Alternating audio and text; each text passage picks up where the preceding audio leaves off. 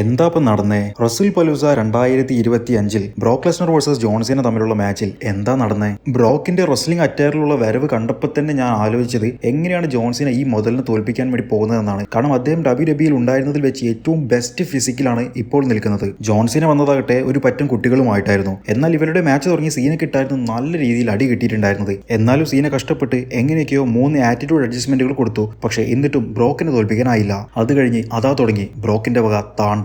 FA1, FA2, 3, 4, 5, 6 FA5കൾ കൊടുത്തുകൊണ്ട് John സീനയെ പിൻ ചെയ്ത് ബ്രോക്ക് Lesnar തോൽപ്പിച്ചിരിക്കുന്നു. ഫാൻസും കുട്ടികളും മുഴുവൻ കരയുകയായിരുന്നു സീനയുടെ തോൽവി കണ്ടിട്ട്. മാച്ച് കഴിഞ്ഞ് പോയിട്ടുണ്ടായിരുന്ന ബ്രോക്ക് വീണ്ടും തിരിച്ചു വന്ന് റഫറിയെ എടുത്ത് FA കൊടുത്തു. എന്നിട്ട് ബാക്ക് സ്റ്റേജിലേക്ക് നടന്നു പോവുകയുണ്ടായി. സീന കരഞ്ഞുകൊണ്ട് പോയി. സീനയുടെ റിട്ടയർമെന്റ് കരിയറിൽ നമ്മൾ ഒരിക്കലും വിചാരിക്കാത്ത ഒരു കാര്യം തന്നെയായിരുന്നു ഈ നടന്നിട്ടുണ്ടായിരുന്നത്. എനിക്ക് തോന്നുന്നത് ഈ ഒരു തോൽവി സീനക്ക് കൊടുത്തത് സർവൈവർ സീരീസിൽ സീന വിജയിക്കാൻ വേണ്ടിയിട്ട് നമുക്കൊരു ആവേശം ഉണ്ടാക്കാൻ വേണ്ടി കൊടുത്തതായിരിക്കും എന്ന് തന്നെയാണ്. അതായത് സർവൈവർ സീരീസിൽ മേ ബി ഒരു ടീമിൽ ബ്രോക്കും ഒരു ടീമിൽ സീനയും വന്നു കഴിഞ്ഞാലോ അത് പൊളിക്കില്ലേ? എന്നിട്ട് സീന ബ്രോക്കിനെ എലിമിനേറ്റ് ചെയ്ത് തോൽപ്പിച്ചാലോ അത് കിടിക്കില്ലേ? അതിനു വേണ്ടിയിട്ടായിരിക്കും WWE ഇങ്ങനെ ചെയ്യുന്നതെന്ന് ഞാൻ പ്രതീക്ഷിക്കുന്നു.